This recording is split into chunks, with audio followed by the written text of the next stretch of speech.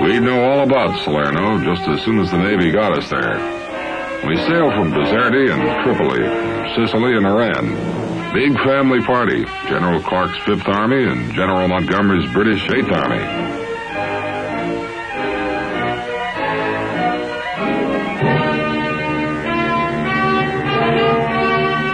Part of the 8th had already crossed from Sicily to the toe of the Italian boot. We figured to lop off the foot.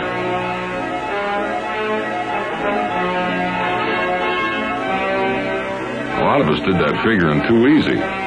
Scuttlebutt had Hitler tied down in the east and Italy written off. Intelligence officers' briefings didn't. Then all of a sudden, there was no more Scuttlebutt. We were back in the war.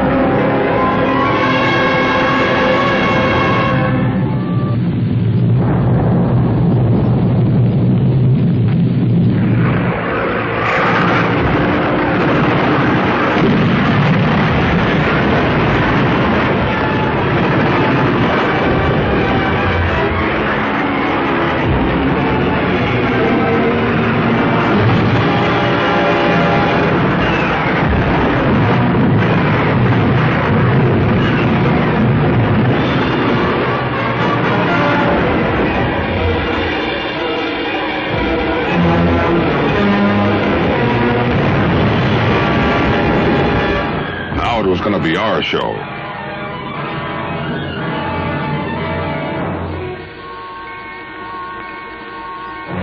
Some facts and figures you don't forget, ever. This was September 9th, 1943. The hour? Call of H hour.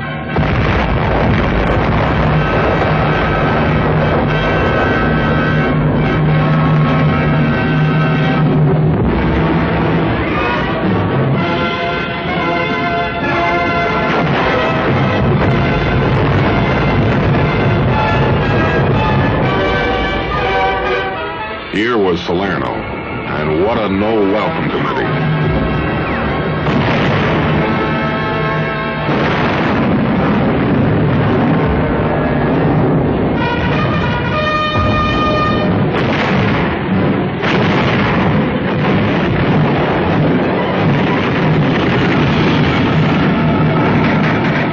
The worst poured down from those mountains beyond the beaches.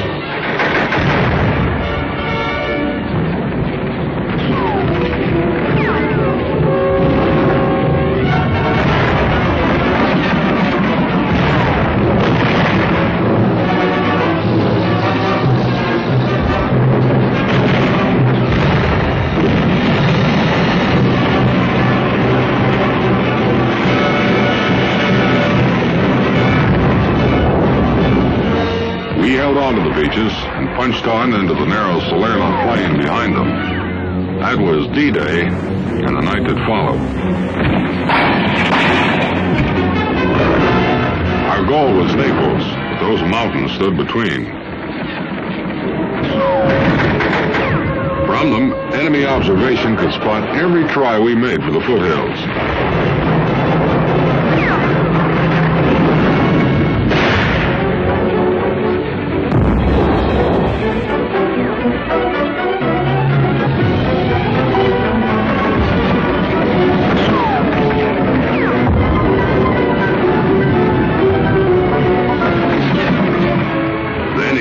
Armor tearing down.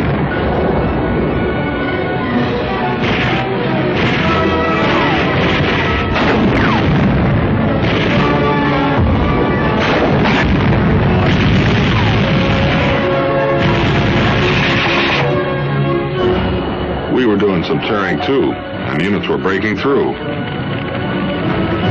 Remember the kids' game King of the Mountain? Well, that's what this was, but for keeps.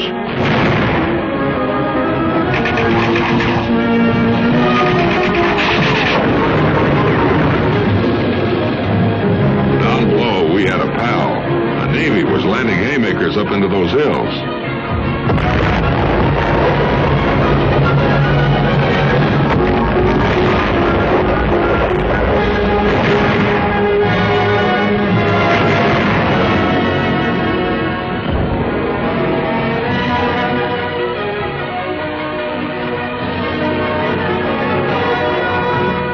enemy began to move in the troops that Monty's 8th had chased out of Sicily. But we were doing a little moving in ourselves, and every hour we were getting more of the things we needed to keep the show on the road. Sinews of war, that's what speechmakers call it. The same as muscle, and in our slugging match, we sure could use plenty of it.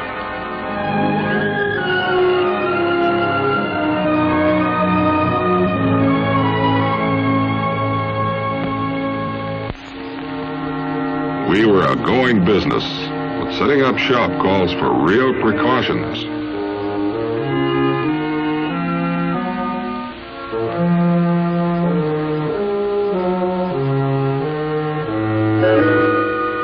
Maybe the tenants who moved out don't like you.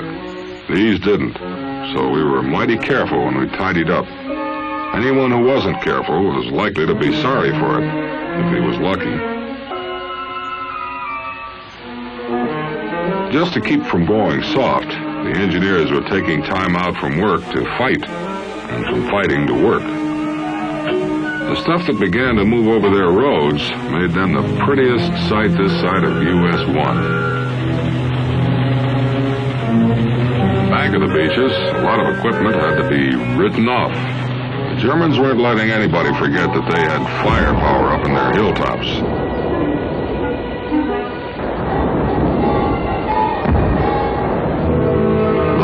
Gunners were having themselves a high old time holding down our use of the airstrips. We had two of them. One in a town called Montgomery had been captured by the British. Our engineers built the other. Until we knocked off those guns, real air support had to come from Sicily or Navy carriers.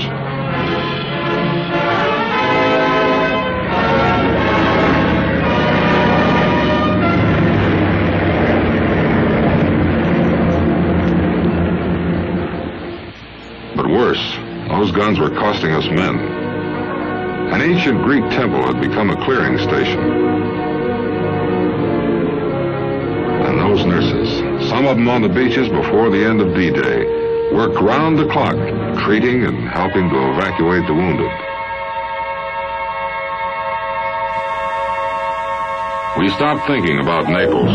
Only roads and hills with numbers, and towns that had names hard to pronounce. Baytown was one of the toughest to take too. But we had to, because it was a railroad junction and straddled the two best highways in the area.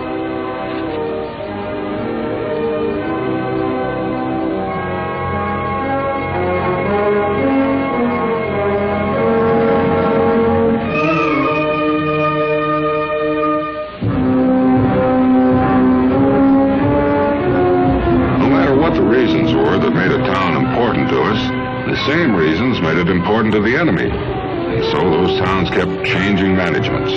We'd go in, get pushed out, and then have to go in all over again. And of course, the worst were the ones up in the foothills. Up in the mountains, with units circling backward and forward, you never know who you'd meet up with. Sometimes it might be friends. A patrol could be a few yards away from an enemy hilltop.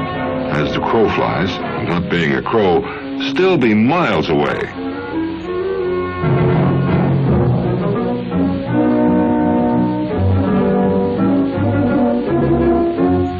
Those were the miles that had to be bought, and the price was high.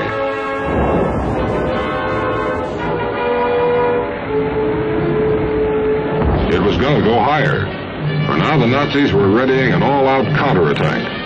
From the north, he rushed his best divisions, seasoned Grenadier Panzers, the veteran Hermann Goering Division. He'd smash us, hurl us back into the sea.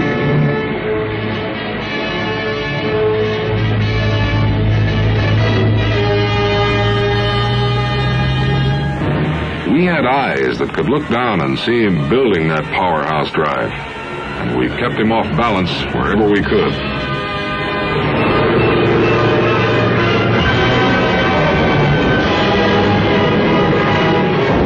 The Nazi kept on plowing up our two airstrips and tried to pull down our carrier-based air power wherever it was flown in.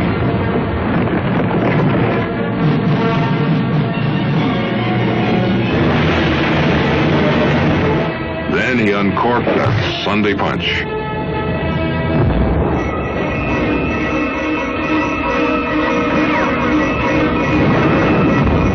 He threw in everything, and everything still included guns hammering down on us from above.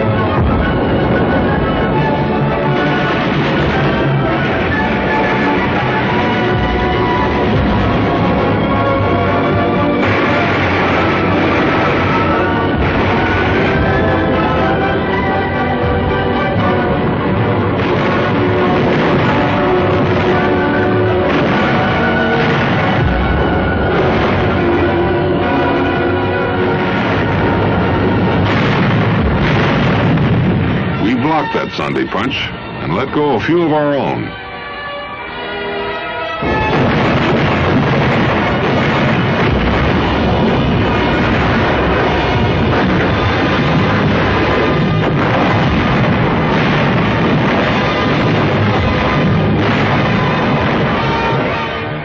We'd blast away at those mountains, then go in and take over. But it never got monotonous.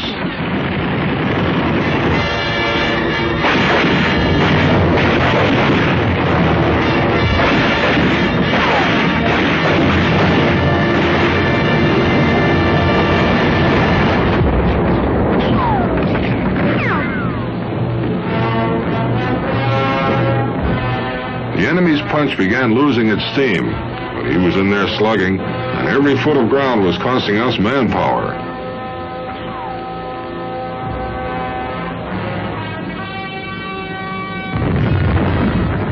The towns on the Salerno plain and in the foothills were still being taken and retaken. By now, some of them didn't even look like towns anymore.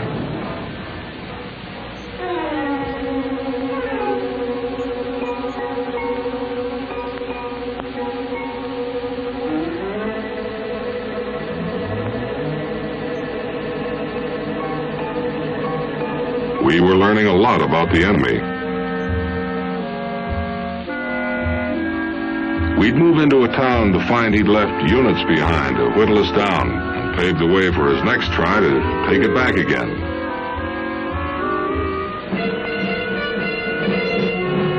Any shelled-out ruin might conceal a machine gunner or a sniper. A pile of rubble made neat cover for a Nazi, handy with a grenade.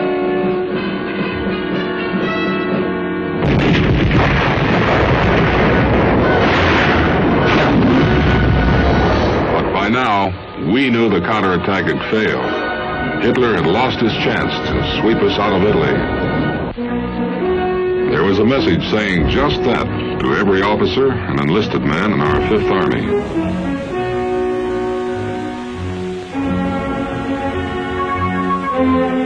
One little phrase hit it right on the head. "We are here to stay," said Lieutenant General Mark W. Clark. Don't forget, this was still Hitler's Fortress Europe.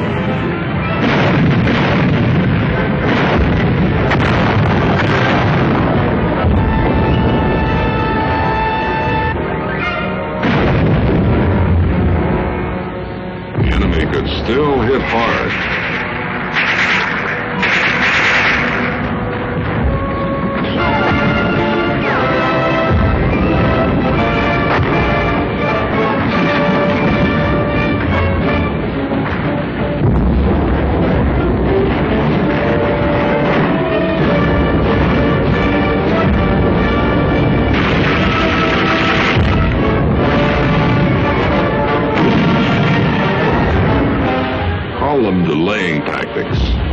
still spell out fight.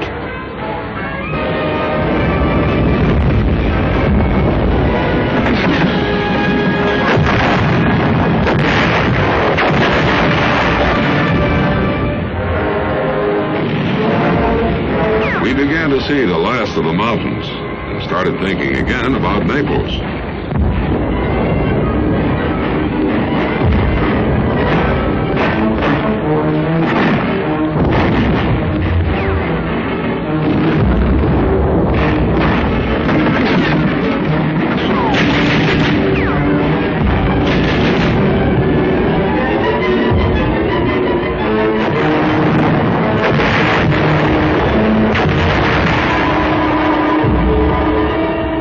Relief now for men in forward areas as reserves became available.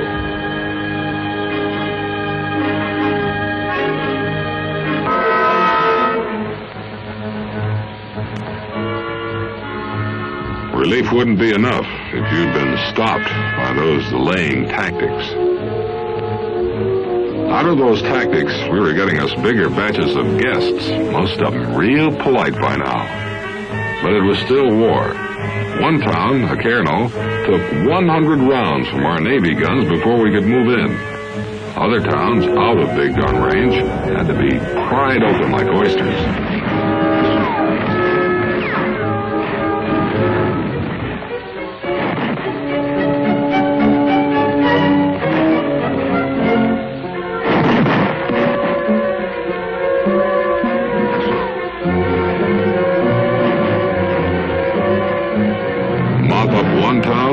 Then on to the next. Where the fighting had moved on, civilians would reappear. They'd even welcome us.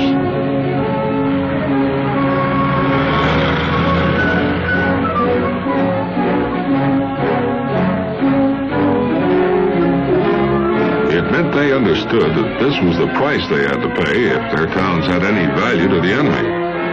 They had tossed old Benito out of his job and were ready to take punishment. That was the only way to get rid of his buddies. Mussolini's buddies were now returning that feeling.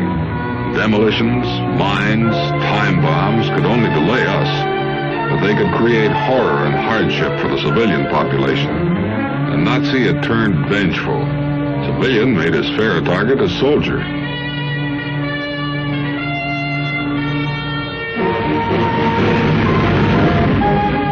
Here again was Eboli and other towns we'd fought for. Now they were ours for good. We pushed on toward Naples.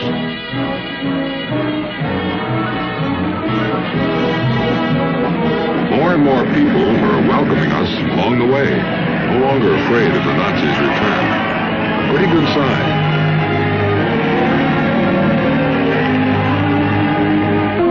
There were other signs, too. The enemy was destroying his equipment, but still leaving us with beat-up roads and beat-up bridges.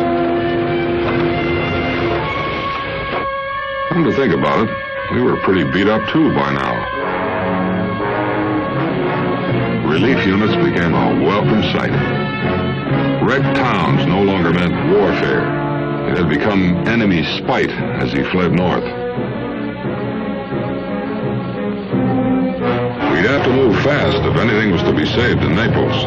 Rebuilding roads became routine, and we pushed on toward that port and those airfields we wanted.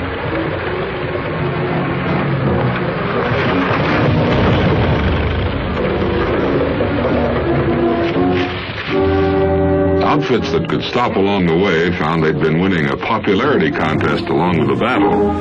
It's a funny thing about soldiers, anyway our soldiers. Kids always go for them in a big way, and we do a bit of melting down ourselves. You got to wondering what it was like to be a youngster in the middle of a war.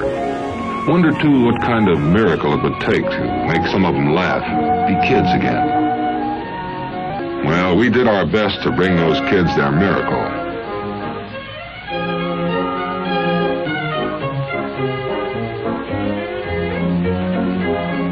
Then our military government people came in to distribute needed relief and reorganize paralyzed communities.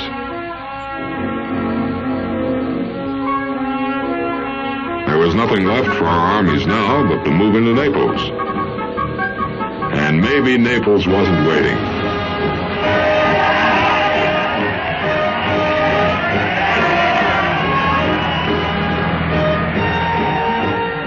Here again, it was the old story, only worse. The time bomb and the mine. Here, too, methodical destruction. But we expected that, and had a few ready-made tricks to counter it. Our great prize, the port of Naples, had been wrecked. But this, too, we had expected. Within weeks, some installations would be back in use.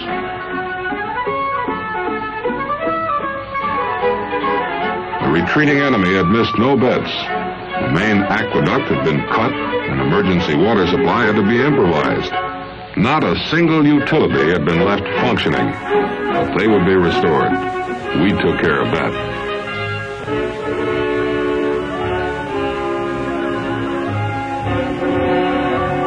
We had gained our victory, and all Italy south of the Volturno was ours. Neither our leaders nor any of us would forget those others. The ones who'd helped us crash the European continent. American fighting men who brought honor to themselves, the armed forces, and our country.